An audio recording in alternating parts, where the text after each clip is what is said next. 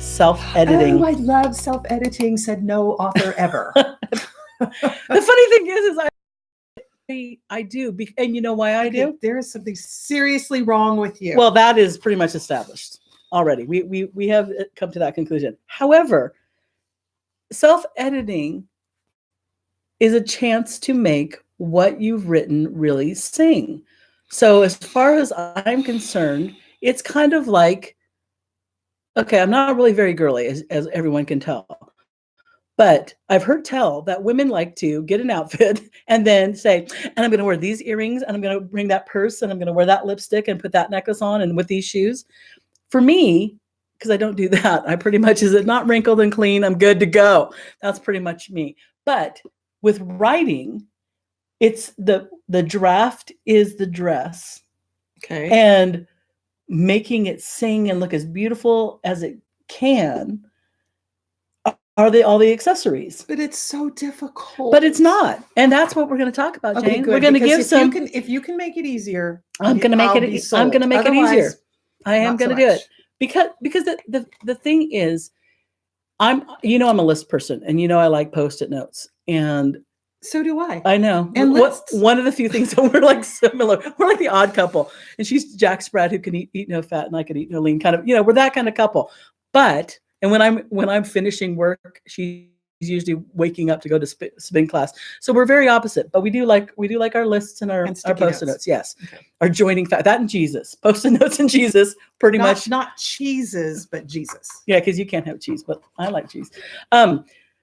So the point of this, I think, was there was a point in that if you have a list of things to look for, my process to go through a list of things that I need to do, and I just do it methodically, kind of, I need to look at this now, I need to look at this now, and I don't try to do all the things. So how many times do you read through your manuscript? But if you're looking for something, it's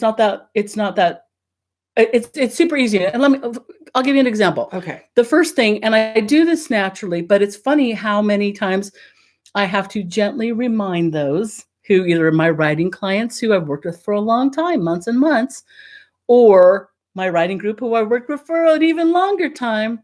We still have to remember there's some basic formatting things that are industry standard. Okay. So on your list, formatting would be the number one. We need to make sure that we're double spaced.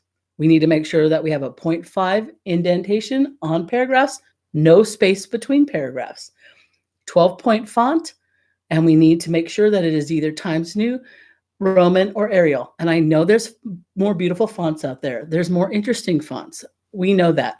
But I can't use Comic Sans? You could use it until you change it to submit it to somebody. Just use the industry standard. That's it. That's all. I mean, that's the formatting. Okay, so far so you're not even going through your manuscript. You're just looking at the formatting of it. That's the first thing. And I know it sounds kind of pedantic to talk about this, but the reality is you will mark yourself as an amateur if you decide, and I did this once, I put the title of a story in, I think it was thriller text, because it was kind of, it wasn't scary, but it was a tense thing. And I got so reamed at my writing group for it by my editor. She was an editor, but she's my writing group leader. And she said, don't do that. That marks you as an amateur. So don't put flowers, don't put pictures, don't put animated GIFs in it. Straight text with those fonts. Let your work do the impressing, not your graphic ability. Yeah, because your font is not going to impress. No, it'll mark you as an amateur. And if you're submitting, they're gonna immediately go, yeah, she's never done this before, or he's never done that. So then you're not looking at your whole manuscript. You're just looking at your entry point. That is one of the first things I do when I'm self-editing, going back, because now I've written the whole thing, and now I know how the story is going, and now I can go, that was not the wisest point of entry, or it was a great point of entry. You've heard, because I know we've both been at writers' conferences, and we've heard this over and over and over. Oftentimes, people will throw out the first 2-3 chapters. because the entry point really was that third chapter or that fourth chapter. Yes, because you ever started to read a novel and there's so much backstory that you can hardly stand it and you put it down. Yeah. But then chapter 3, but if you have to like, when it's assigned reading or something that you've had to do for like school or whatever, and so you have to read it, and you find out at chapter 3 or 4, you're like, oh my gosh, this is where the story starts. So that's my next self-editing is finding out, did I enter in the right place? And sometimes that is, it's killing our babies, but it's that first chapter, second, third, or it's the first couple paragraphs. Okay. Somehow, because you want to go right into an action, you want to go right into a moment where something's about to change. Okay. So, and there, you're not looking at the whole manuscript. Okay. All right. Keep going. And you haven't cried yet. So there you go. Now, here's one that is a little bit more difficult. Okay. And it is so used, but it's amazing how many people don't really understand what this means. And it's look for points in your manuscript where you are telling instead of showing. Then you do have to read your whole manuscript. Then now we're getting into the nitty-gritty. Okay, and how do you know if you're showing versus telling, or telling versus showing? You have to look for those key words that are, and those key moments where something is stated as a fact. She was very sad. She was angry at him, so she threw a book. Those kind of moments where you're telling somebody something instead of showing them. If you had somebody come into a scene and she had narrowed eyes and looking at the man in the room, and she looked around and she picked up a book and hucked it at him, do you think that she was, trying to flirt? No. Well, some people maybe, let's just say but in our world, no, we know that there's anger there, so it doesn't have to be told.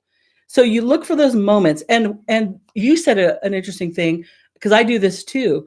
When you're writing a draft, if you stop to perfect all of your writing, if it doesn't come out perfectly and you work on a sentence until it is perfect, or a paragraph until it's perfect, or a chapter, you can lose the flow of your story.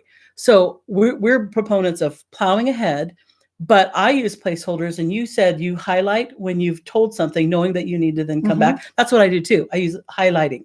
I know that I'm telling it right now. I know that we need to convey that she's angry. And later I'll come back and go, how can I do that? How can I show that she's angry? Or I'll put in, like, in the note, track changes or notes.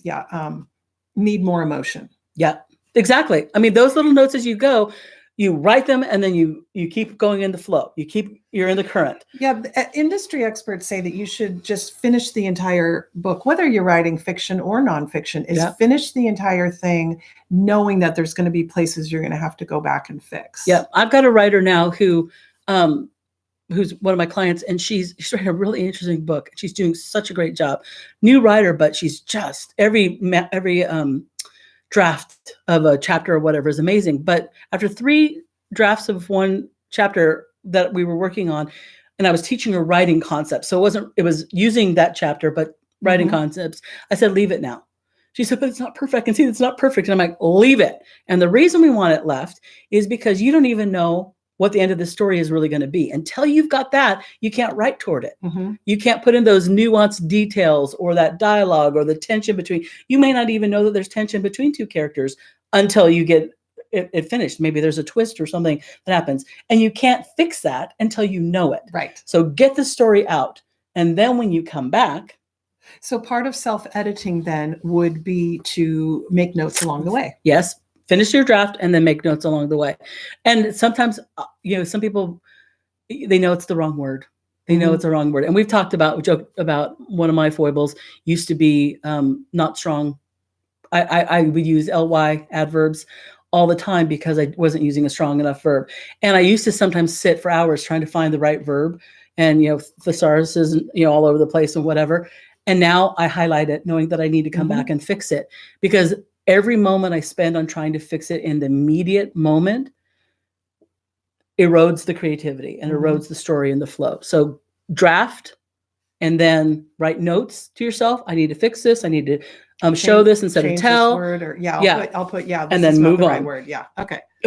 And trust the reader's intelligence when you're on the showing versus telling. If I was to write something about that girl coming in and narrowing her eyes and hucking a book at somebody, if my reader doesn't know that she's unhappy rather than flirting, then maybe you're not my target audience. I mean, I mean, the reality is your readers are more intelligent than you think that they are. No, you need to trust their intelligence. That's what I mean. And also don't backtrack by summarizing. So if I have this all the time, especially with new writers, if they write a riveting showing scene where I know exactly what's happening, and then somebody says, their anger had poured out of them all afternoon or whatever. I'm like, don't tell us that. You showed us that. Right. And it cheapens it. Again, trust your reader. So look for those summarizing statements. Okay. Number 4 is avoid unnecessary information. This is also a kind of, I don't know why this amuses me, maybe because I used to do it all the time. Like, here's an example. The dog looked out of his eyes at the sun. I get things like that all the time with my writers. She shrugged her shoulders. There's no other body part that you shrug. Yeah. I just put she shrugged. Yeah. That's exactly it. So the dog looked out of their eyes. Okay. Where else would they look out of? Right. Their claws, So you don't need to put out of their eyes. The dog looked at the sun. Or another example, she shook in fear as the man lifted a knife to her throat. So we know that she's fearful, right? She shook. And we know that a man's lifting her a knife. So she's probably not thinking, oh my gosh, I totally forgot to put that on my shopping list. And I got to get the kids at 3. And then there's a dental appointment for Jim. She's afraid. We know that. So when you put extra words in, number 1, it dilutes the power of a sentence. So you're trying to get every word doing work and being powerful. But it also, sometimes they're kind of, it'll stop a reader. Where else would the dog look out of? Well, and think about what came to mind was like, you have 2 people in there at a restaurant and they're talking and they're right in the middle of an intense scene. And the waiter comes by and says, I'm ready to take your order. And they stop and say, okay, well, I'm going to have, the sandwich with, but no cheese and no bread. And, and instead of just, they either ignored them or they placed their orders and then you continue on. Yes. Something. You don't need to know what they ate. Exactly. Because if you take your reader too far off of your tension or your story or what's happening, your action, it loses its import. Unless it's part of the story. I mean, unless you've got, he was poisoning her. And so whatever. Yeah. It's just any unnecessary word. We don't need to know. Or phrases or information. You said information. Exactly. Unnecessary information. And the number 5 of this list of 7 for part 1 of self-editing is avoid unnecessary words. So in actual fact, it was Tuesday. Oh. Or suffice to say, she didn't like watermelon. All of those little phrases that are not important, and especially if they're kind of cliche, take them out.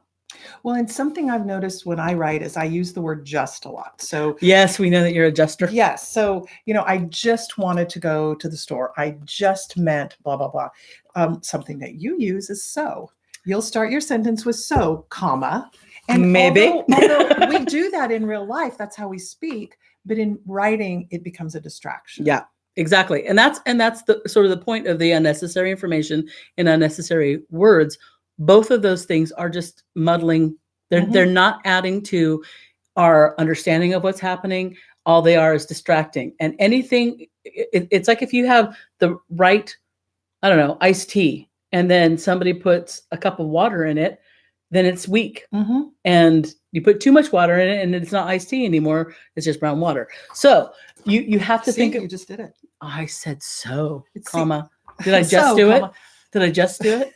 Probably. Yeah, you just did. But that's but that is absolutely. Well, and I've heard them called weasel words. Yeah, I've heard that too. They're just not necessary. They're not necessary. They distract from word. And again, a lot of the times when a writer will be frustrated, I'll say all the right words are there. You've just added more that don't need to be there. But if you take them out, what you've written, so not adding or changing or editing. It's just removing what doesn't need to be there to let the power and the impact of the words that are already there do their work. So it's not about changing what you've written. It's about taking out what doesn't need to be there. So, okay. Now here is a really good tip in editing, and that is read your work aloud. This is so hard for me to do. Really? Why? I don't know. I forget to do it. And I keep thinking I need to do that. Put it on a list. Put it on a Post-it note. Come on. I know. You're welcome. I've just rocked your world, haven't I? You have.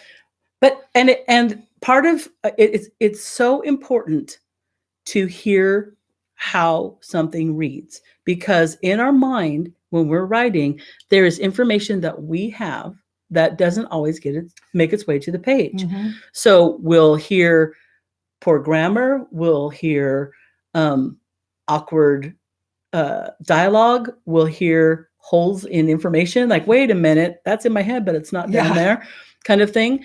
And we'll hear the flow. So if we're trying to amp up the action and it reads like an entry in an encyclopedia, then we're like, that's a big red flag. We haven't used the right kind of language and sentence construction to move that action along.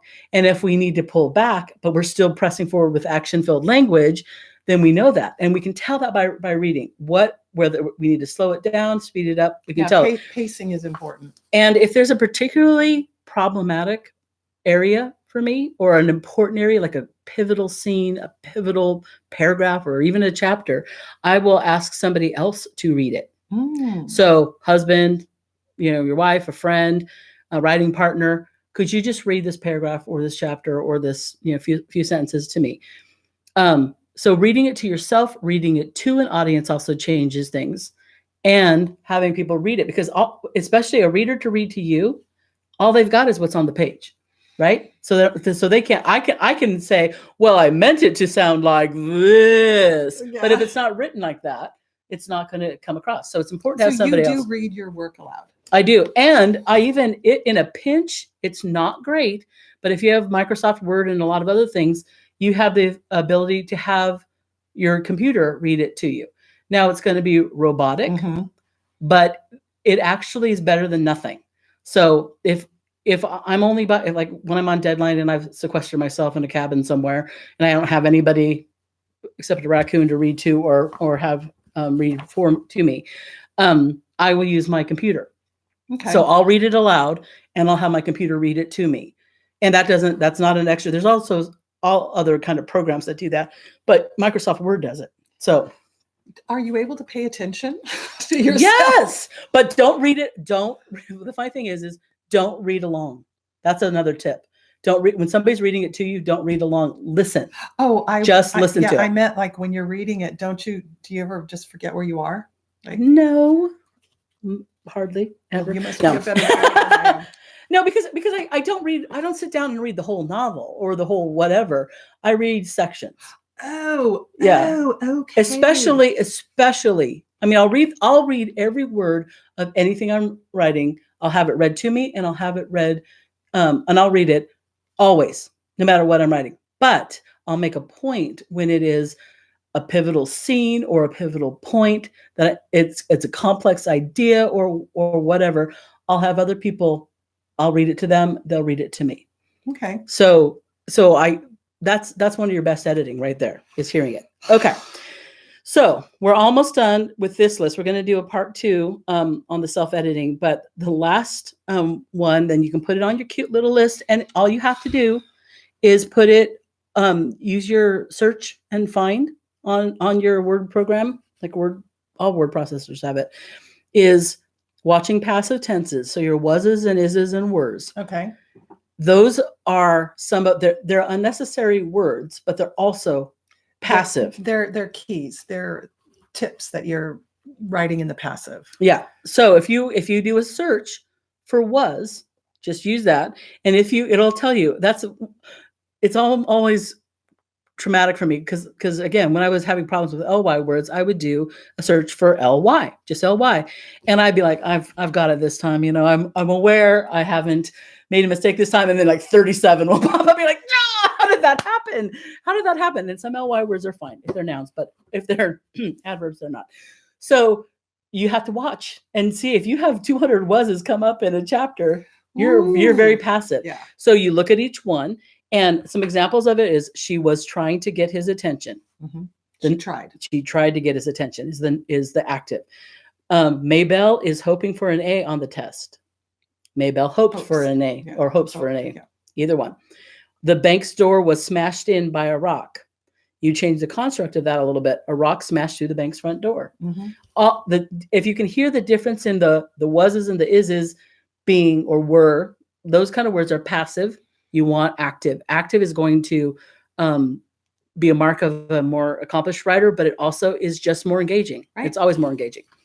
All right. So those are the first 7 tips. We're going to go through 7 more in our next self-editing in part 2. Okay, so far, I haven't had to read through the entire manuscript 5 times. So see the search facility, and you're looking at certain parts and certain things. It's not that bad. And if you have done those 7 things, you have cleaned this up tremendously. You have done, you've brought it up at least 3 or 4 levels in quality if you've gone through those. You're welcome. All right. Thanks. All right. I am Robynne Miller, and this is The Art of Semi-Fiction. I'm Jane Daly, and this is where we explore every corner of the written word. So thank you for joining us, and please don't forget to subscribe, like, and leave a review. Thank you. Thank you.